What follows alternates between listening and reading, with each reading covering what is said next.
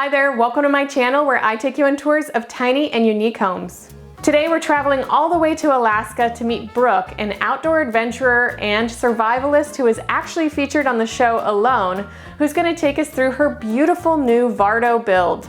Brooke wanted to challenge her skills by building an off-grid wagon to help satisfy her need for travel. For just $5,000, Brooke built this beautiful cabin on wheels herself and was able to design something that was both artistic and cozy. But before we jump right into a tour, if you like videos like this one where we showcase tiny and creative home builds, make sure that you subscribe and hit that notification bell so that you know every single time we publish a new video.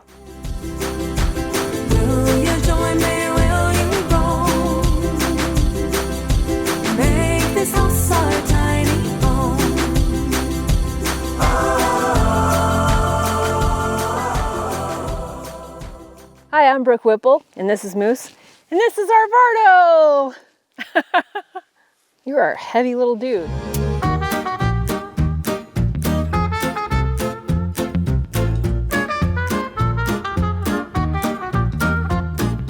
When people see the VARDO, if my husband is with me, they assume he built it. He gets to say, she built it, and I don't think they quite believe him sometimes, but they're kind of taken aback, like, what is that? A lot of people have never heard the word VARDO.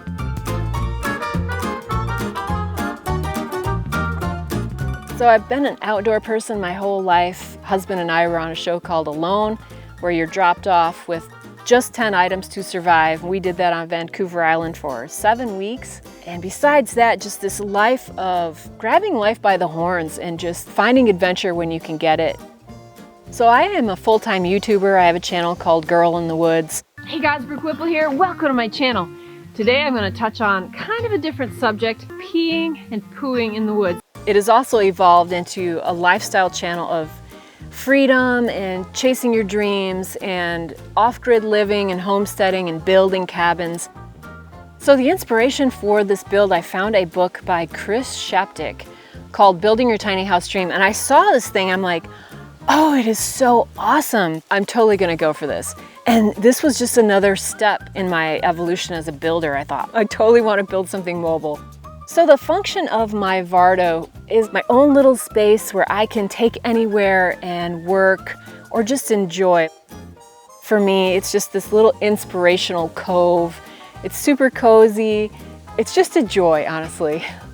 There were a lot of challenges with this build because there was a lot of stuff I'd never done. The round roof and fitting round windows. Lots of new things I had to figure out, and of course I wanted to do this 100% on my own. It was just 6 months ago that I finished this VARDO, but the very first test it did was Michigan to Alaska. You know, that's 3,900 miles, and it's a good long time to see what works and what doesn't, and she held together good. So the trailer was $1,700 to get to the final build, took me to about $5 grand. So about $5 grand total.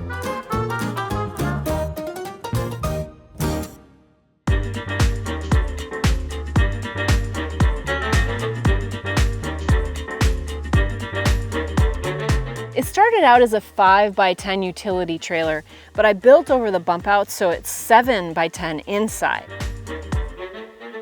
It weighs just a little over 2,000 pounds and I can pull it with my Chevy pickup. Starts out with just 2x12s on the bottom and the bump outs, and then the wall is built with 2x3s and 1/2-inch plywood. The roof is 032 aluminum. There's 4 sheets up there. The roof is built with 2x4s and 2 2x6s on the outside. They're just kind of integrated in with the end walls, which are 3/4-inch plywood.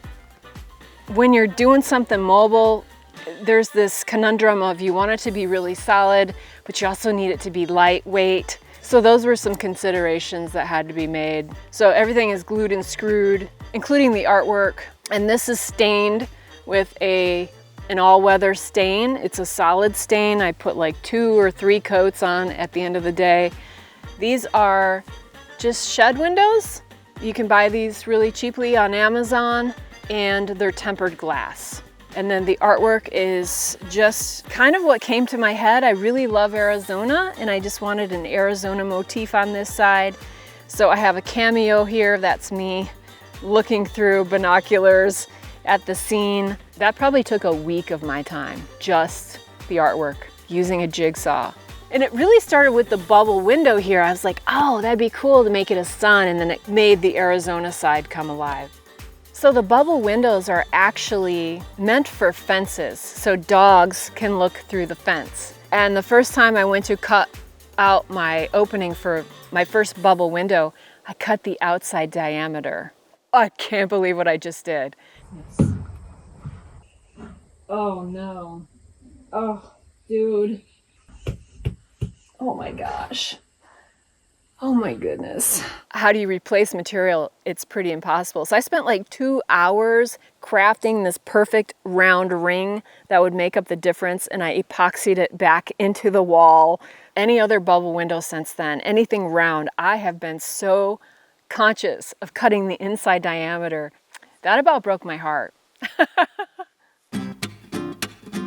The other thing I was concerned about is this window. Going down the road, it's the opposing traffic that's gonna throw rocks at you. So I had to figure out a way to protect this window. So this is what I came up with, is just, while we're traveling, I just built this to fold down, just hinges closed with a couple of carabiners.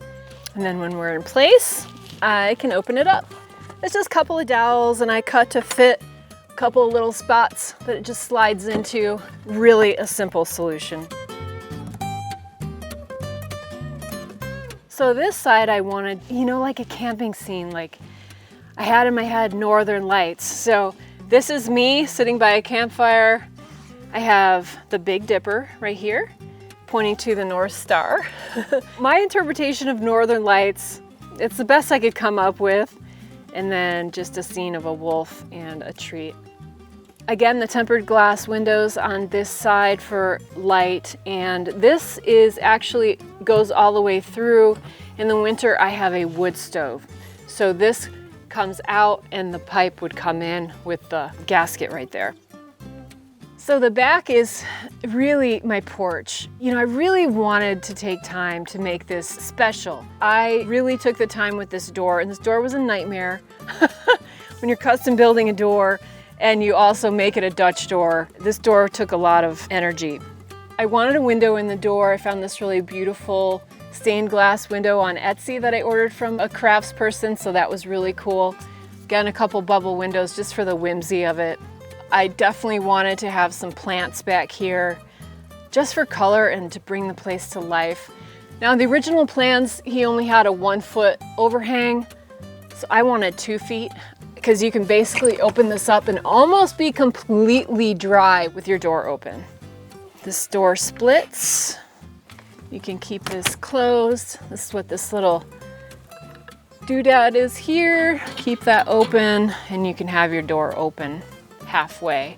Now, because we're in the interior of Alaska, my little lanterns aren't doing much because we don't get any darkness, but this would sit on the other side. I've got little candles. So they're just both hanging here waiting for it to get dark, maybe in September. So this door is made out of a core of 3/4 inch plywood, and then it's got 6-inch tongue and groove on the outside. When I was drilling the hole, I messed it up, so I had to cover my mistake. It's a nice little touch now, you wouldn't know. But it's those things when you're like, you know, you can't rebuild a door, so when you drill something wrong, you're like, oh, the world ends for a minute, kind of like the bubble window situation, but it's the stuff you learn, so. For bathing, I go back to the old way we've done my entire life, which is just a kettle bath, which is just a bin of warm water, and I use an empty one too, and I'll tell you why. I do my hair first, and I don't get any soap in the clean water. So I'll clean up, and then I'll pour the soapy water into here. And then, so I always have clean water. And then you go to the body with the rest of the clean water. And so you just always have clean and like soapy water. So you don't need much to feel really clean, but I would highly recommend like an on-demand hot water shower. Those are the best. I don't have one for here yet, but I will, because they're amazing. Come on, I'll show you the inside.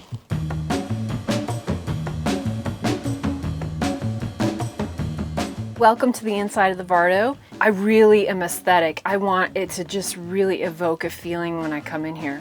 So I wanted to have elements of a lot of wood. I wanted it to be cozy, and I wanted just little special touches wherever I could think of something. So a lot of times I'll just go into thrift stores or antique stores and just kind of look at what's there, and that honestly helps me figure out how I'm going to design the inside space. I wanted a wood ceiling, and so went with birch plywood paneling. A real full-size bed in here. It's a full mattress. It's really comfortable, and that was important, that there's enough space for my husband and I to sleep, but it's a real bed. So this is Moose's space. Since he's short, he really likes high spots, and he also likes to be comfortable. So he can sit here and look out the window, and I call it his cupcake. He looks like a little cupcake. That's a good boy. There's a ton of space underneath here. And so when I'm traveling, I have a composting toilet under here. I have all my extra gear, my clothes. Yep, so all my clothes are just kept right here in my old doctor bag in my backpack. The rug makes it super handy to just pull them out. I really wanted to do a live edge table, and so I found this beautiful piece of walnut. My first ever epoxy was this table, and so it was a little nerve-wracking, but it turned out really good. Now this table can come up, and when I travel, I did find it was nice to have it down, just for ease. You know, obviously this is a really small space, and so a lot of times I'll just have it down. So this table just comes out, and I just put it under the bed. So under this seat, there's just a tiny bit of little extra hidden storage for different little things. Shades, I found these awesome little paper shades available at Lowe's or Walmart. You can cut them to size. They just stick up with like double-sided tape, and they don't weigh anything, and they're just so easy. They're total blackout shades too, and I just clip them up with these little craft clothespins I found. That works out good for the windows. This window was purchased from a used RV store for 40 bucks. So a lot of times when they demo RVs and travel trailers, you can get all kinds of pieces from there. I found this picture in an antique store. It was in an old ratty frame, so I took it in and had it reframed. And it's kind of ridiculously large and not practical for a build like this, but I could not resist, and it kind of set the theme for how I wanted to decorate in here. Since this is supposed to be a little bit of ornate, you know, throwback to the actual VARDOs, I wanted some of those elements brought in. In the winter, I have a wood stove, a little tiny wood stove, and I actually have another extra piece of protection here that I slide in so that the bed is protected and gives me some space for the wood stove. And then this piece comes out and the pipe goes through. So in the summer, I take it out and I have extra just storage here right on top of the record player, which is something I really, really had to have. All my builds, I have a record player. So I built this specifically for my records, and all the records have a little slot, and they just sit right here.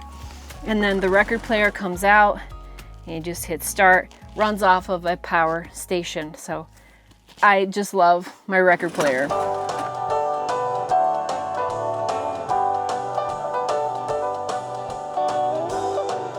I also have a little bit of extra food storage here underneath the record player. Could be any kind of storage. That works out good too. So the record player is powered by this little power station. I've got 2 speakers underneath the bed. It was just really important for me to just have that element in my VARDO. I thought about wiring this, but I did not decide to do it. This is a small space that can be easily handled with battery lights.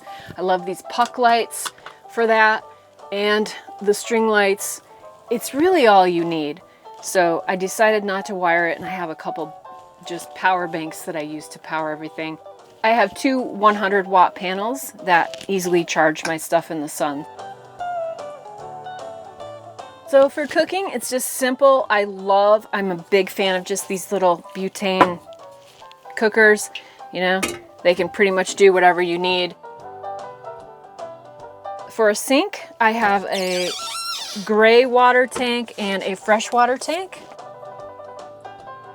And I have a whale pump foot valve so that you can do hands-free, which I wanted to do for hand washing. Just refill it and empty it out. when it's time. So if you haven't noticed, there's a lot of mosquitoes, and I needed a solution for cross ventilation because that is the only window that opens in the back. So all I did was cut a piece of screen and I added some heavy duty Velcro. And I did half of it on the door frame and half on the screen. So when I'm ready to be inside and I can just keep the skeeters out. And then if I do need to come out, I just come underneath. That has worked out really good.